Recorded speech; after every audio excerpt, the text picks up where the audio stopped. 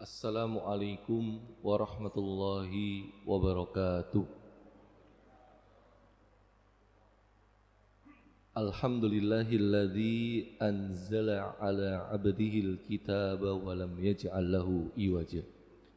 Asyhadu an la ilaha illallah wahdahu la syarikalah wa asyhadu anna Muhammadan abduhu wa rasuluh. Allahumma salli wa sallim wa barik ala nabiyyina Muhammadin wa ala alihi wa sahbihi ajma'in wa ba'd. Bapak Ibu sekalian, alhamdulillah dalam kesempatan yang mulia ini bisa menunaikan ibadah berjamaah, salat subuh berjamaah dengan tetap mematuhi protokol kesehatan karena masih belum ketahuan kapan kita bisa selesai dari wabah COVID-19 ini. Ada yang memprediksi akhir tahun depan, sampai ada yang prediksi 5 tahun ke depan. Sampai ada yang memprediksi kita akan hidup dengan COVID-19 ini seterusnya. Nah, tapi tenang saja para jamaah, karena vaksin sudah diproduksi. Insya Allah 3 produk vaksin dalam dan luar negeri. Silakan nanti yang akan divaksin terlebih dahulu, ya. Insya Allah akan terhindar dari COVID-19. Ya, mudah-mudahan bukan malah jadi sakit kena vaksin. Insya Allah sudah diproduksi, tinggal ujinya saja, Pak. Ujinya ini kan butuh waktu sebenarnya. Nah, mudah-mudahan segera.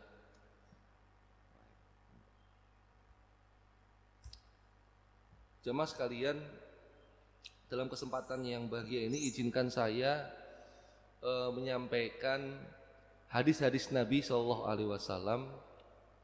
terkait kepemimpinan.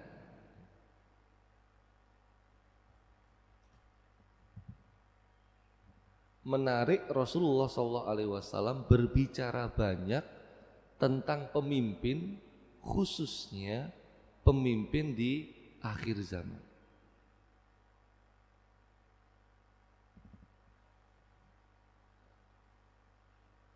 Cuma perlu kita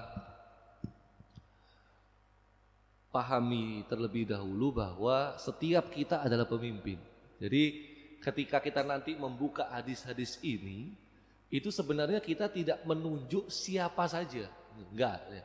Kita tidak menunjuk orang tertentu, apalagi ini digunakan sebagai alat kampanye, enggak ya. Tapi sebenarnya ketika Rasulullah SAW membicarakan hadis tentang ini, tentang kepemimpin, tentang karakter pemimpin di akhir zaman, beliau sebenarnya ingin memberikan petunjuk, kabar gembira sekaligus ancaman kepada mereka-mereka yang diamanai kepemimpinan. Dan pemimpin itu adalah kita semua. Baik kita memimpin satu negara, sampai dengan satu RT, sampai kemudian dengan satu keluarga. Itu semua adalah bagian dari kepemimpinan. Sehingga hadis-hadis yang kita baca nanti ini, para jamaah, itu sebenarnya menjadikan petunjuk buat kita supaya kita tidak menjadi pemimpin yang dikarakterkan oleh Nabi SAW. Sehingga jangan sampai keliru bahwa hadis ini kita cocokkan dengan pemimpin tertentu di zaman kita. Nah, ini yang ini jadi alat kampanye tertentu, enggak. Jadi kita bicara secara umum. Siapapun yang terancam, siapapun yang mirip, ya, itu sebenarnya sebagai introspeksi bagi kita semua. Makanya Rasulullah SAW beliau menjelaskan, dan ini adalah hadis yang kita kenal, kulukum ro' wa mas'ulun an ra'iyati.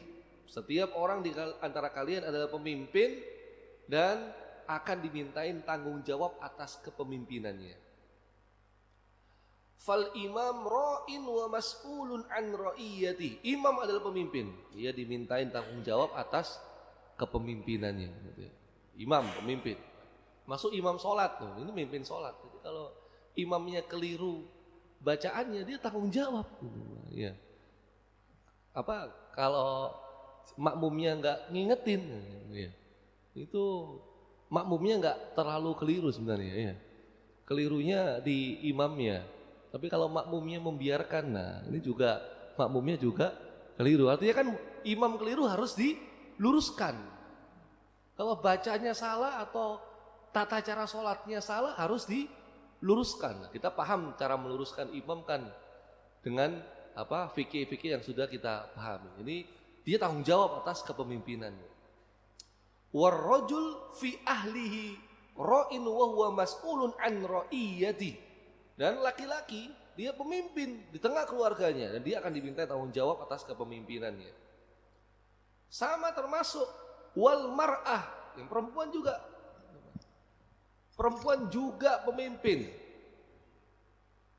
Fi baitin zaujiha, di rumah suaminya.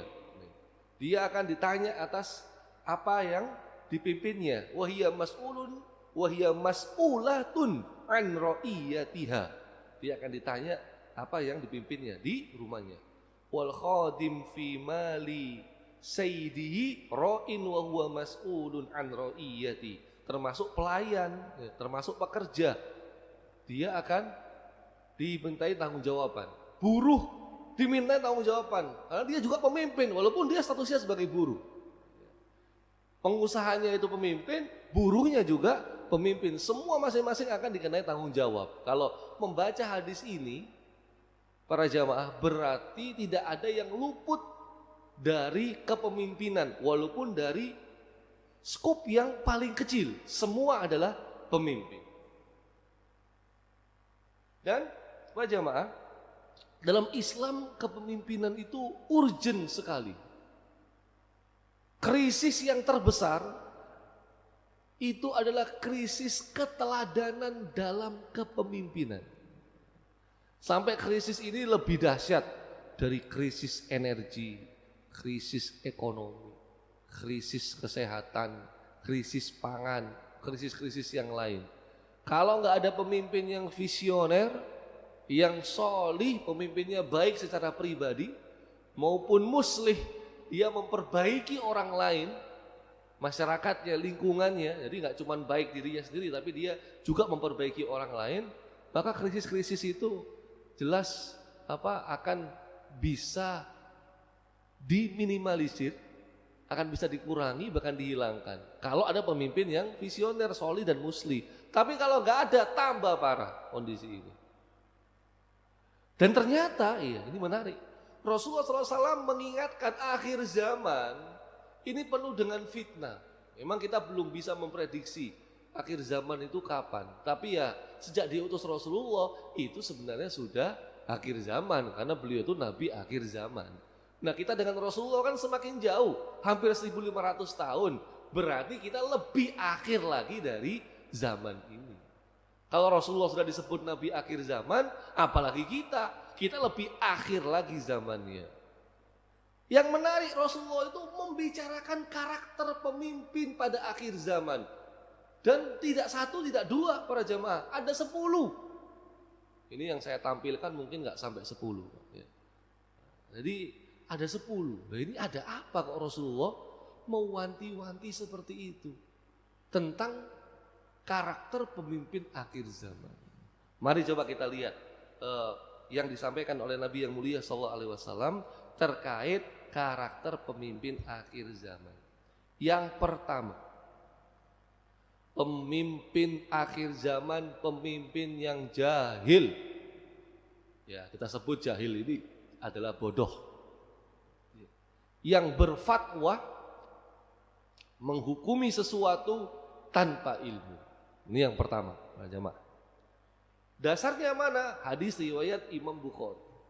Rasulullah SAW beliau bersabda, Innallaha la yakbidul ilma intiza'an yantazi'uhu minal ibad, walakin yakbidul ilm biqabdil ulama. Allah tidak mencabut ilmu sekaligus dari dada hambanya, tetapi cara Allah mencabut ilmu itu dengan mencabut nyawanya para ulama. Kita lihat para jamaah, makin kesini ulama banyak yang meninggal. Terus saja tambah banyak yang meninggal, baik yang level nasional maupun level internasional.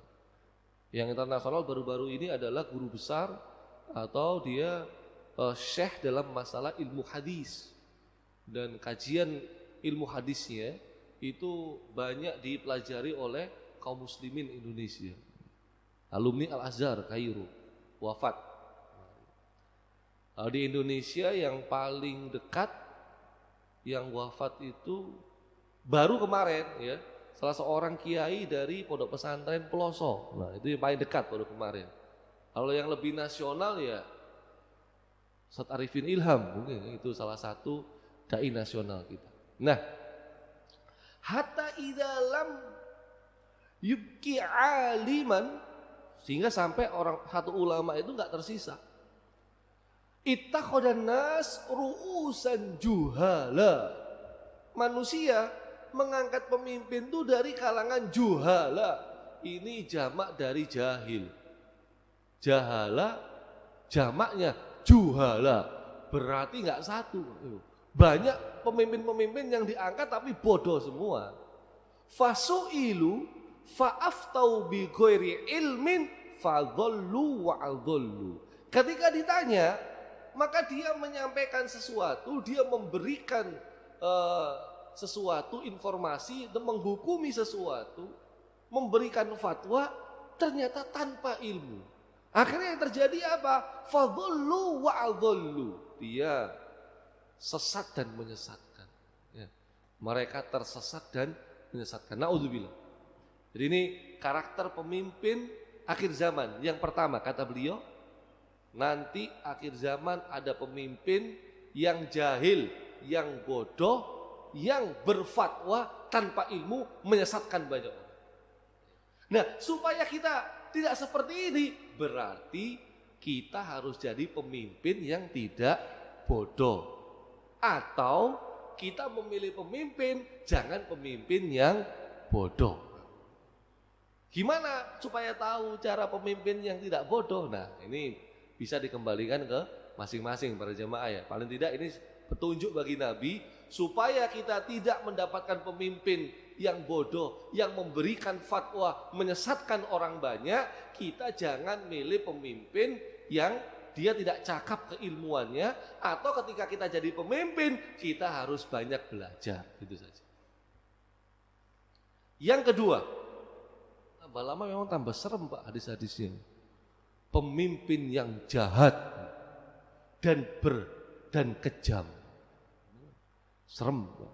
Nah ini tapi ini sabda Nabi SAW. Artinya apa yang disampaikan oleh beliau itu pasti terjadi, akan terjadi, karena beliau menyampaikan dengan wahyu, bukan dengan hawa nafsu.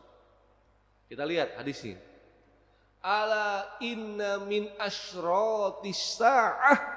Ketahuilah, salah satu tanda dari tanda-tanda kiamat, anturfa'al asror, yaitu asror ini orang-orang jahat, orang-orang kejam diangkat jadi pemimpin.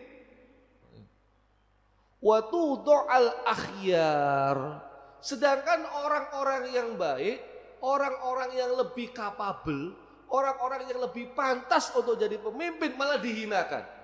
Keliru.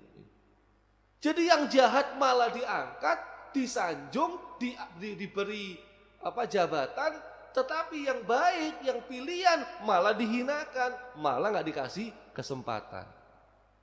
Ala inna min asyratis sa'ah an yadhara wa fi riwayatin yakbahu al qawlu yukhzanal amal, yaitu perkataan buruk dan sedikitnya amal. Ini karakter kedua yang Rasulullah SAW sampaikan kepada kita, pemimpin yang jahat, yang kejam. Ini tafsirannya bisa banyak. Ya. Jahat itu ya berarti dia telah berbuat zalim, itu bisa. Tafsirannya banyak. Jadi kita insya Allah sudah paham. Yang jahat itu yang kayak gimana, ya. Yang kejam itu yang kayak gimana. Itu pemimpin yang seperti itu yang kita harus waspadai. Yang nomor 3, pemimpin yang suka mengulur-ngulur pelaksanaan sholat dari waktunya.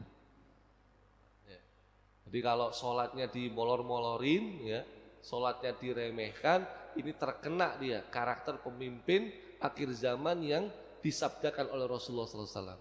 Tapi kalau pemimpinnya tepat waktu, menjaga waktu untuk sholat berjamaah, nah, ini berarti tidak kena. Apalagi kalau jamaah Masjid Al-Fajar, ini kan sholatnya selalu tepat waktu, insya Allah. Ya.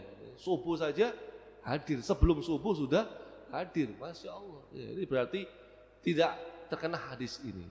Tapi bukan berarti nggak ada yang suka mengulur-ngulur waktu. Ada, pasti ada. Karena ini sabda Nabi. Bagaimana hadisnya? Innau satakunu alaikum umara, kata beliau. Nanti akan ada umara, pemimpin-pemimpin yang mana yuakhiruna sholat an miqatiha. Dia mengakhirkan sholat dari waktunya. Wa yaknukuna ila syarokil mauta. Bahkan seakan-akan seolah-olah sholatnya itu sudah mencapai ending. Jadi sudah ganti waktu sholat, sehingga dia sholat itu seperti detik-detik terakhir menjelang kematiannya, Pak. Jadi mengulur-ngulur waktu sholatnya nggak tanggung-tanggung. Ngulur-ngulur waktu sampai hampir habis waktu sholat yang belum dia tunaikan. Na'udzubillah. Kalau ada pemimpin yang seperti ini kita perlu waspada. Nah, cuman ini menariknya. Fa idza ra'aitumuhum, kalau kalian mendapati pemimpin yang seperti itu, qad fa'alu dzalika fasallus sholali miqatiha, maka kalian sholatlah kalian tepat pada waktunya. Ya, enggak usah ikut sholatnya pemimpin. Waja'alu sholatakum ma'ahum subhah. Nanti kalian sholat sama pemimpin itu hanya sholat, jadikan seperti sholat sunnah. Maksudnya apa? Nah, ternyata hadis ini ya, berbicara bahwa kepemimpinan itu kepemimpinan apa saja. Dan biasanya seorang pemimpin itu juga memimpin sholat.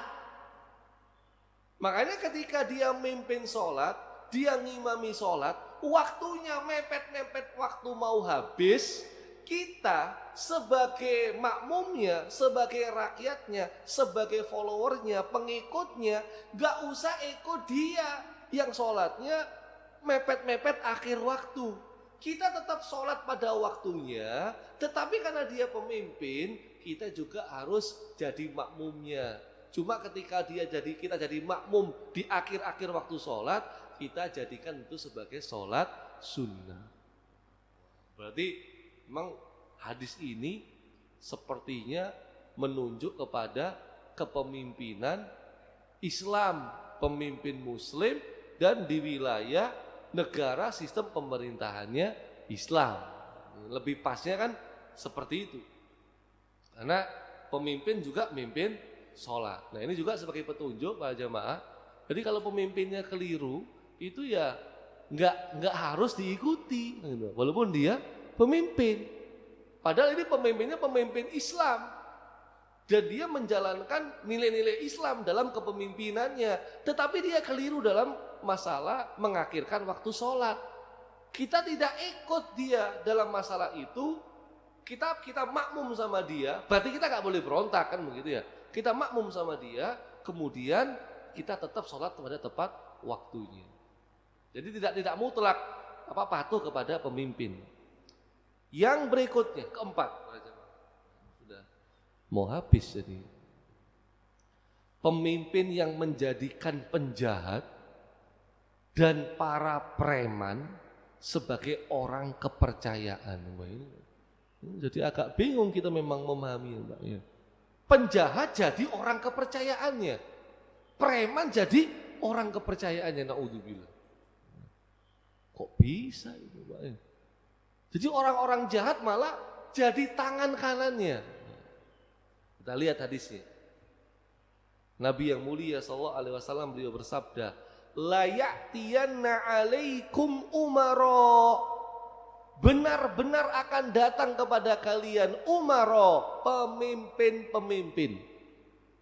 Yuqarribuna syiraron nas.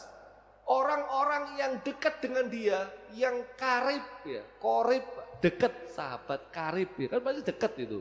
Yaitu siapa? Syiraron nas, orang-orang jahat. Wa yuakhiruna shalah, ini sama kayak tadi, mereka menunda pelaksanaan salat an mawaqitiha, dari waktunya. Faman adraka dzalik minhum, kalau kamu mendapati masa-masa mereka menemui pemimpin yang seperti itu, ini juga menarik para jemaah. Karena Rasulullah langsung menyatakan, fala yakunanna arifan. Kalau kamu ketemu pemimpin yang teman dekatnya, orang-orang kepercayaannya malah justru orang-orang jahat, malah preman ya, malah orang-orang dolim, maka kamu kalau menemui masa mereka, fala yakunanna arifan, kamu jangan jadi penasehat mereka. Wala surtiyan, kamu jangan jadi aparat bagi pemerintahan mereka. Wala jabiyan, kamu jangan jadi penarik pajak bagi mereka. Wala khazinan, kamu jangan jadi bendahara mereka. Kan sepertinya berarti nggak boleh ikut kerja atau menjadi pegawai dalam kepemimpinan mereka. Kenapa? Karena orang-orang terdekat mereka adalah orang-orang yang jahat. Naudzubillah. Jangan sampai ada pemimpin yang seperti itu. Jadi orang-orang terdekatnya malah penjahat-penjahat, preman-preman ya. Bukannya mereka pro sama rakyat, bukannya mereka mengayomi rakyat, memakmurkan rakyat, mensejahterakan rakyat, tetapi ternyata mereka mensejahterakan diri mereka sendiri dan mereka menzolimi rakyat. Itu kan jahat, Pak ya. Na'udzubillah. Makanya ini masih kontroversi. RUU Omnibus Law itu kan masih kontroversi. Itu baik atau buruk sebenarnya, ya kan? Ini masih kontroversi, Pak. Tapi kalau saya terus terang, saya memang belum baca, Pak, 1000 itu kan. Yang katanya 800, 1000 lebih ya, 900, 800 ya gitu ya. Ini kayak emang agak rancu ya. Belum final tapi sudah disahkan. Ini kita ya mungkin ada khilaf, Pak ya. Kita maklumi itu kekhilafannya itu ya. Memang kalau bagi saya sebagai umat Islam, saya pikir kita nggak perlu bingung dan repot. Kenapa? Karena yang mengeluarkan fatwa menolak itu kan mulai dari MUI, surat resmi pernyataan, kemudian ormas paling besar NU, kemudian ormas yang terbesar kedua Muhammadiyah. Nah, sudah cukup kalau kita sebagai umat Islam. Walaupun kita nggak baca, mereka yang pasti membaca sampai mengeluarkan pernyataan sikap. Dan memang yang disasar fokusnya adalah sertifikasi halal. Ya. Jadi ada pasal undang-undang, kalau MUI sebagai lembaga yang berwenang sebelum ada undang-undang itu, mereka yang punya otoritas untuk mensertifikasi halal sebuah produk, makanan ataupun yang lainnya, dalam waktu tertentu MUI belum bisa memutuskan, maka pihak swasta bisa mengeluarkan label halal tersebut. Kan itu, Pak. Itu kan ini yang rame. Ini dari sisi agama, ya kan? Tapi dari sisi yang lain banyak ternyata, Pak. Dari sisi lingkungan, ya, dari sisi kepemilikan tanah, yang paling ramai memang dari sisi pekerja, buruh. Ini kita ikuti saja terus Pak, kontroversi yang terjadi ini ya. Kita kan, tapi kalau saya ya ikut MUI, NU, Muhammadiyah itu sudah insya Allah mencukupi. Kita lanjut para jemaah. Kelima, ini tambah lama hadisnya tambah serem memang Pak. Ya. Pemimpinnya sudah jahat, hatinya setan. Ini kan jahatnya plus-plus berarti. Ya. Jadi dia, sudah jahat dia. Ya. Ternyata nggak ada kebaikan dalam hatinya. Setan pula dalam hatinya. Na'udzubillah. Hadis riwayat Imam Muslim. Yakunun ba'di, setelah aku nanti, a'immatun la yahtaduna bihudayah.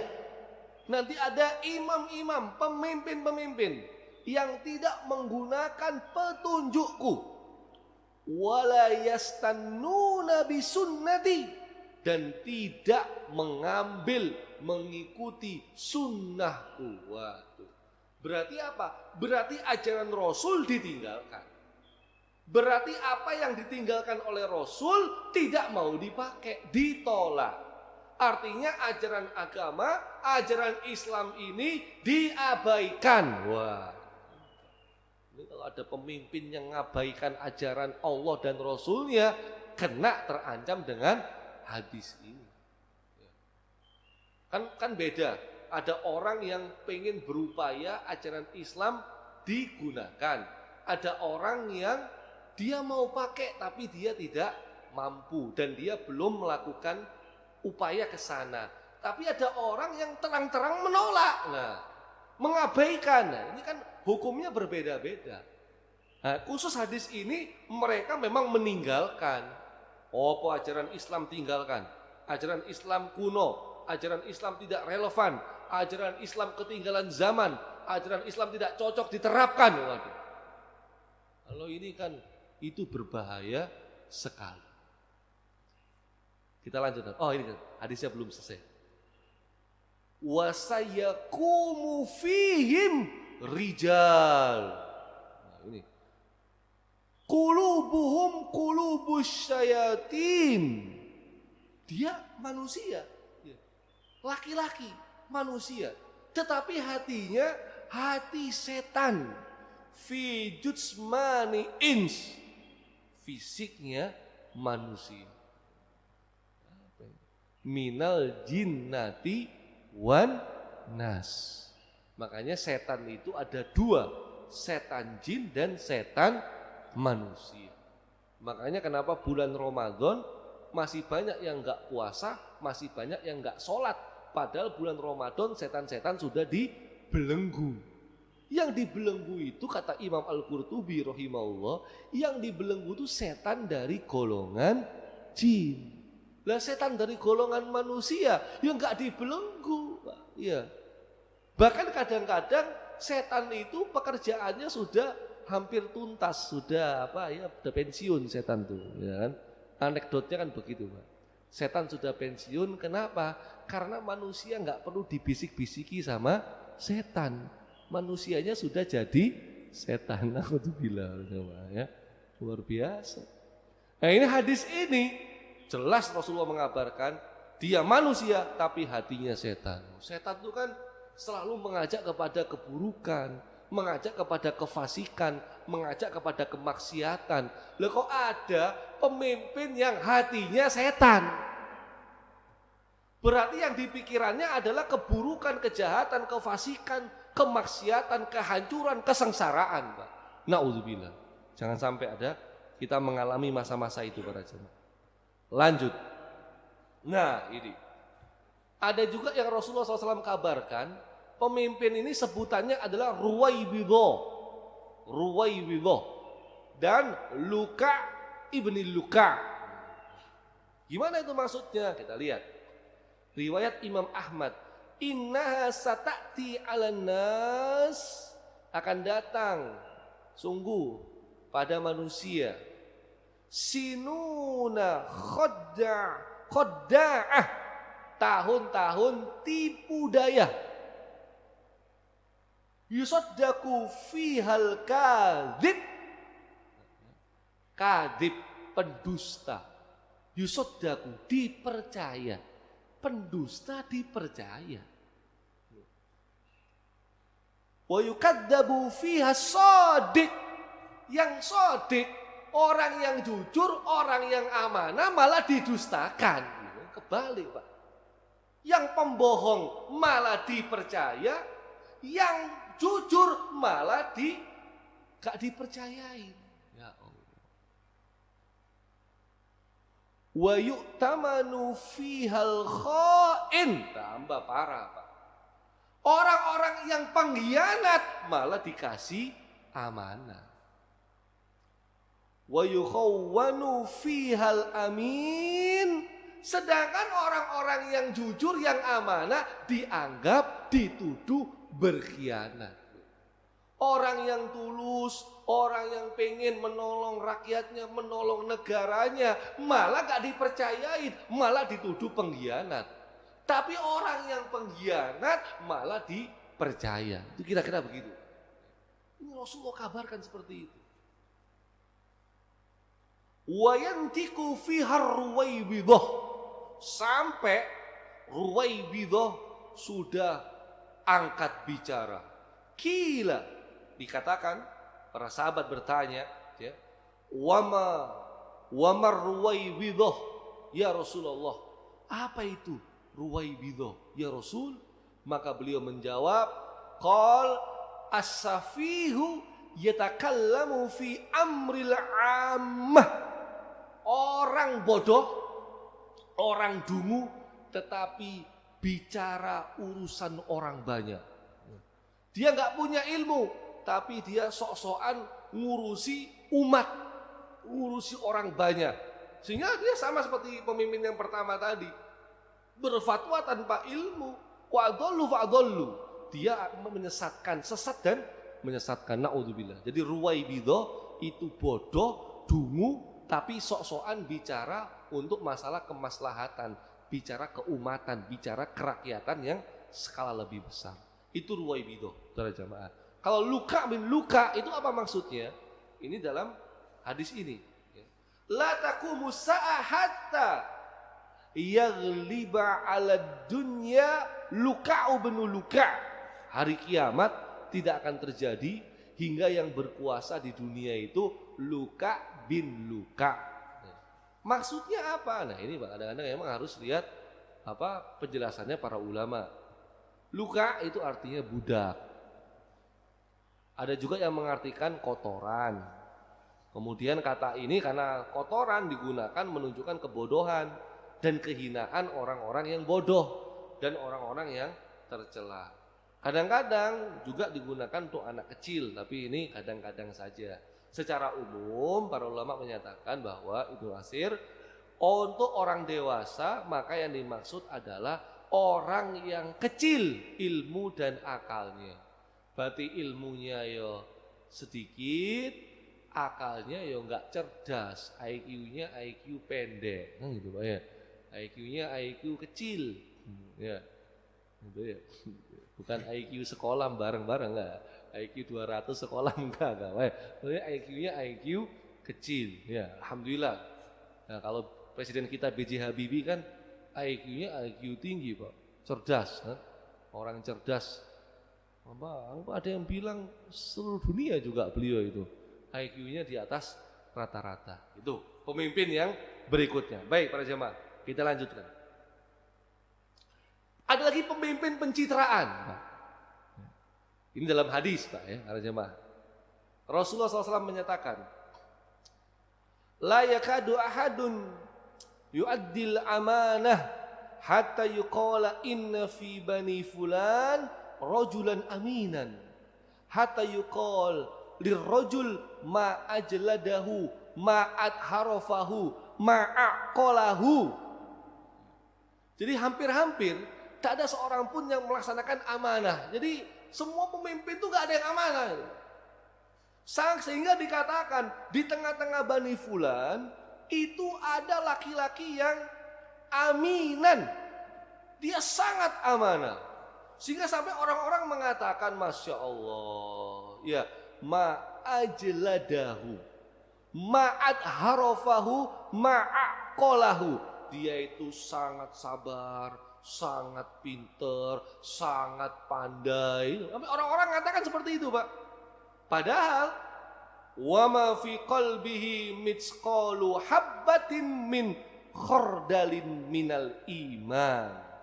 Padahal di dalam hatinya sebesar biji kecil saja nggak ada keimanan. Jadi orang-orang nganggap ini orang ini amanah, orang ini pintar, orang ini hebat, pemimpin ini luar biasa. Rasulullah ngabarkan, orang-orang bilang begitu. Padahal dalam hatinya dia tuh nggak ada keimanan sama sekali. Kalau nggak ada keimanan gimana mau mimpin? Apalagi mimpin rakyat yang beriman. Na'udzubillah. Lanjut para jemaah. Rasulullah SAW juga khawatir kepada umatnya. Apa kekhawatiran beliau? Innama akhafu ala ummati al-a'imma al-mudhillin. Sesungguhnya yang aku takutkan atas umatku adalah berkuasanya para pemimpin al-mudhillin, pemimpin yang menyesatkan. Bukannya mengajak rakyatnya untuk lurus, berada dalam jalan Allah, tetapi malah disesatkan. Na'udzubillah. Hadis yang lain lebih serem lagi. Ya Rasulullah, ay syai'in akhwafu ala ummatika minad dajjal. Apa yang engkau takutkan kepada umatmu dibandingkan ketakutanmu terhadap dajjal? Maka qalal a'immah al-mudillin, yaitu pemimpin yang menyesatkan. Jadi Rasulullah selain khawatir umatnya tersesat karena dajjal, munculnya dajjal, beliau juga khawatir umatnya bisa tersesat karena al-a'immah al-mudillin, yaitu ada pemimpin yang justru menyesatkan rakyatnya. Na'udzubillah. Nah, ini ancaman.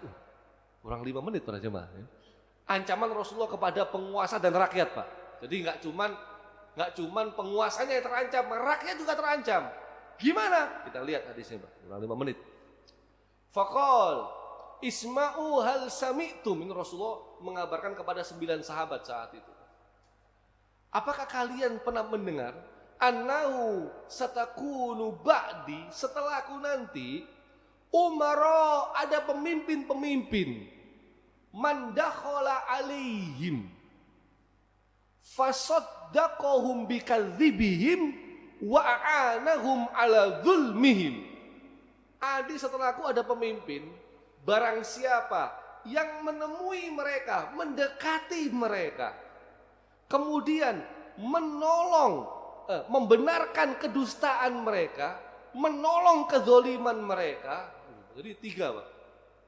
Nanti ada pemimpin, kata beliau, siapa saja yang menemui mereka, mendekati mereka, kedustaan mereka dibenarkan, terus kedoliman mereka malah ditolong sama rakyatnya, maka kata beliau, falaisa minni walastu min. Mereka, dia bukan termasuk golonganku, aku juga bukan termasuk darinya. Jadi sudah nggak dianggap umat sama Rasulullah. Paling parah, walaisa yalidu alayyal haud, dan dia tidak bisa mampir ke telagaku. Yang dimaksud adalah telaga Al-Kautsar pada hari kiamat nanti. Dalam masa-masa kita menanti pengadilan Allah di padang mahsyar, dalam masa-masa itu ada telaga Nabi untuk tempat istirahat. Yang mana kalau kita minum 1 gelas air di telaga Nabi tidak akan haus selamanya. Itu kan sebagai istirahat, rest area pada hari kiamat. Itu telaga Nabi supaya melanjutkan perjalanan berikutnya.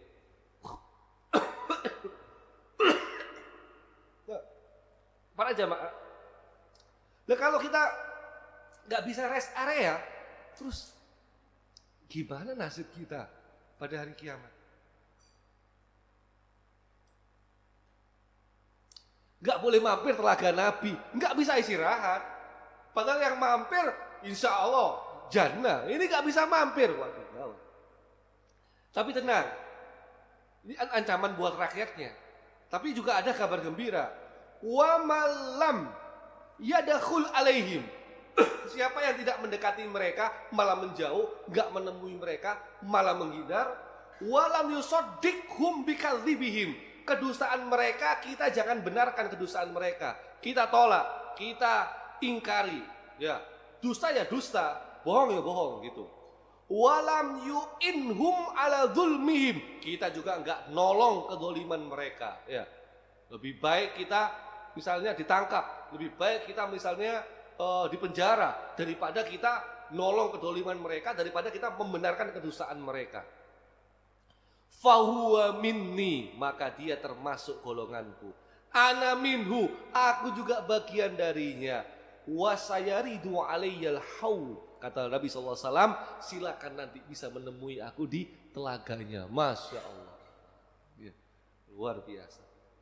Nah, ini ancaman khusus kepada pemimpin. Oh, tadi kan rakyat, sekarang pemimpin. Apa ancamannya? Yang pertama, menjadi manusia yang paling dibenci oleh Allah. Kalau baca hadis-hadis ini, Pak, insya Allah nggak ada yang pengen nyalonkan jadi pemimpin, ya. Karena serem sebenarnya, serem. Menjadi manusia yang paling dibenci. In ahabban nas ilallah yaumal qiyamah. Manusia yang paling dicintai oleh Allah. Wa adnahum minhu majlisan imamun adil, dan yang paling dekat kedudukannya di sisi Allah adalah imamun adil, imam yang adil. Wa abghadun nas ilallah, dan orang yang paling dibenci oleh Allah. Wa ab'adahum minhu majlisan, dan yang kedudukannya paling jauh dengan Allah Subhanahu wa taala siapa? Imamun jair, yaitu pemimpin yang zalim. Jadi ancamannya dia dibenci, manusia yang paling dibenci oleh Allah. Na'udzubillah. Yang kedua, Allah menelantarkannya pada hari kiamat. Waduh. Salah satu la yukallimuhumullahu yaumal qiyamah. 3 golongan. Allah nggak akan ngajak ngomong. Waduh, Pak, pada hari kiamat. Kita ini butuh pertolongan Allah, malah Allah nggak mau ngajak ngomong. Hancurlah kita. Wala yuzakihim. Allah gak akan mensucikan mereka. Dosanya tetap gak akan dihapus oleh Allah. Na'udzubillah. Wala yanduru ilaihim. Dan Allah gak mau ngelihat mereka. Aduh, tambah parah, Pak, ya kan? Allah gak mau ngajak ngomong, Allah gak mau bersihkan dosa kita, gak mau mensucikan kita. Ngelihat kita aja gak mau. Na'udzubillah. Siapa itu? Walahum azabun alim, ditambahi, dan bagi mereka siksa yang pedih. Salah satu, ada 3 orang. Siapa? Syekhun zanin. Sudah syekh, sudah tua-tua, malah berzina. Waduh, na'udzubillah ini, Pak. Terus wa malikun kadzdzab, penguasa yang suka berdusta, berbohong. Dan yang terakhir, wa ailun mustakbir, miskin sombong. Na'udzubillah. Yang ancaman Rasulullah berikutnya kepada pemimpin, haram masuk surga dan dia masuk ke neraka. Ayyuma ra'in ghasyah ra'iyah fahuwa finnar. Pemimpin yang menipu rakyatnya maka tempatnya di neraka. Ada lagi hadis yang lain, haramallahu alil jannah, diharamkan masuk ke dalam surganya Allah. Nah, ini hadis yang lain. Nah, sekarang ini misal, Pak, misal, ya. Artinya kalau ada pemimpin zalim, oke, ini Rasulullah kabarkan. Terus kalau misalnya itu kejadian di masa kita atau anak cucu kita, memang ada pemimpin yang zalim, apa yang harus kita lakukan? Kan harus ada solusi, Pak. Ya kan? Artinya nggak boleh apa Rasulullah masa ngabarkan gitu toh. Terus solusinya gimana? Apa yang harus kita lakukan sebagai umatnya, sebagai rakyatnya gimana? Rasulullah ngasih solusi pasti. Agama kita kan pasti ada solusinya. Apa yang harus kita lakukan? Sabar, jelas. Ya, itu sabar. Bahkan saking sabarnya, Pak, sampai ada hadis ini. Ya, qala qultu kaifa asna' ya Rasulullah in adraktu dzalik. Apabila kita menemukan pemimpin-pemimpin yang seperti itu, apa yang harus kita lakukan? Qala, kata Nabi yang mulia SAW, ini hadis ini ditanyakan oleh Hudzaifah ibnul Yaman. Jadi Hudzaifah ibnul Yaman diutus untuk apa? Beliau kemudian berdakwah dan selanjutnya. Kalau diceritakan kalau ada pemimpin seperti itu gimana? Hudzaifah mengatakan, tasma' wa tuti' lil amir. Kamu tetap harus mendengar, dan mentaati pemimpin tersebut. Walaupun zalim pemimpinnya, kamu harus mendengar dan kamu harus taat. Wa in duribah dhahruka wa ukhida maluka fasma' wa ati'. Walaupun mereka menyiksa punggungmu dan mengambil hartamu, tetap dengar dan taat kepada mereka. Ini kalau baca hadis ini, layak tambah mati kita, bahkan gitu Pak harusnya kan ya. Udah pemimpinnya zalim, kita dicambukin, dipukulin, harta kita diambil, kok kita harus tetap taat? Ya, bener apa enggak? Nah, lagi-lagi saya katakan, untuk memahami hadis ini, mari kita lihat penjelasan para ulama. Salah satunya adalah guru besar ilmu hadis, ya, yaitu Syekh Profesor juga ya, Syekh Profesor Dr. Musfir Ad-Damini. Ini beliau ini guru besar hadis Fakultas Usuluddin di Riyadh, ya, Arab Saudi sana. Jadi kata beliau, nanti ini kita tidak kata, tapi para ulama, ya, jadi ada yang mengatakan hadis tadi itu nasihat khusus kepada Hudzaifah ibn Yaman. Karena hadisnya agak aneh. Kalau profesor ini sampai mengatakan hadisnya itu dhaif, hadisnya itu lemah. Ya. Tapi beliau menjelaskan bahwa kalau kita melihat di sini, ternyata masalah ini tidaklah terikat pada tiap individu. Ya. Tapi hadis ini hanyalah nasihat khusus kepada Hudzaifah dalam rangka menjaga keadaan dirinya. Juga nasihat kepada orang yang keadaannya seperti dia. Maka baginya dia memberikan harta itu kepada penguasa. Maksudnya apa? Kalau dia nggak punya kemampuan merubah kemungkaran atau merubah kezaliman, dia harus sabar. Itu. Tetapi bagi orang yang mampu menangkis melawan para pembelanya, maka dia disyariatkan mempertahankan hartanya dari perampasan, atau dia lawan ketidakadilan lawannya, atau mengalahkan pelaku kezaliman itu. Maka yang seperti ini justru memiliki dalil yang lebih kuat. Misalnya apa Pak? Kita lihat nih. Kan ini kan kita paham nih, kalau ada pembegal pengen rampas harta kita, ya gimana? Kita harus ngasihkan atau pertahankan? Kata Rasulullah, pertahankan. Kalau dia mau bunuh saya, ya kamu balik bunuh, gitu ya. Loh, kalau aku yang terbunuh, ya kamu syahid. Ya. Kalau aku yang bunuh dia gimana? Ya dia yang masuk neraka. Artinya ternyata hadis ini memerintahkan kita untuk membela diri ya gitu Pak ya. Kalau tadi kan pasrah saja, kalau ini malah bela diri. Makanya bertentangan, sehingga hadis tadi itu selain ada yang mengatakan hadisnya dhaif, ternyata hadis itu khusus buat Hudzaifah ibn Yaman, tidak berlaku kepada semua orang. Atau ini juga, man qutila duna malihi fahuwa syahid. Siapa yang dibunuh karena mempertahankan hartanya, dia syahid. Jadi kalau ada rampok, begal, kita lawan, kita terbunuh, insya Allah mati syahid. Kita bunuh rampoknya, dia yang masuk neraka. Apalagi kita baru mendengar nih, anak 10 tahun, 9 tahun, berteriak ibunya diperkosa. Ini Sulawesi apa Kalimantan ini ya? Atau Sumatera. Berteriak ibunya diperkosa. Maka anak ini langsung dibacok 10 kali.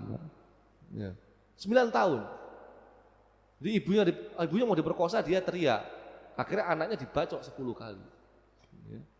Kemudian setelah dibacok, anaknya dibuang jenazahnya ke sungai. Kemudian ditemukan, naudzubillah. Ini kan harus mempertahankan syahid anak ini insya Allah. Syahid lah. Dan sekarang kemudian dizolimi, diambil hartanya tanpa dikasihkan. Nah ini kan agak ada yang miss dalam pemahaman ini. Apalagi catatan sejarah, wah banyak yang justru tidak diam. Nah sehingga bagaimana?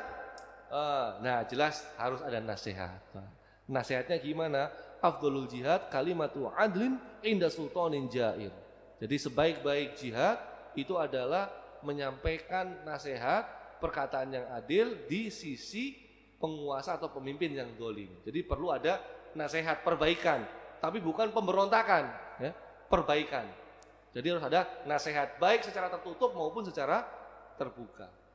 Tapi bagi kita jelas kita banyak berdoa, Pak. Jangan lupa. Ada doa khusus ternyata. supaya kita tidak dapat pemimpin yang zalim.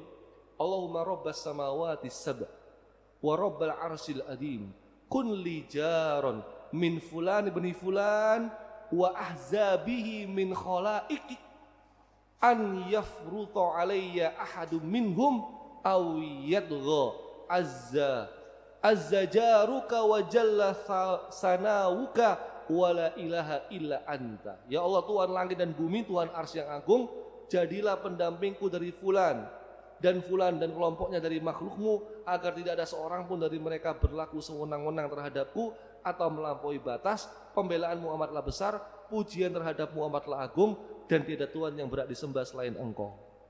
Semoga Allah Subhanahu wa taala melindungi kita dari pemimpin yang zalim. Amin Allahumma amin.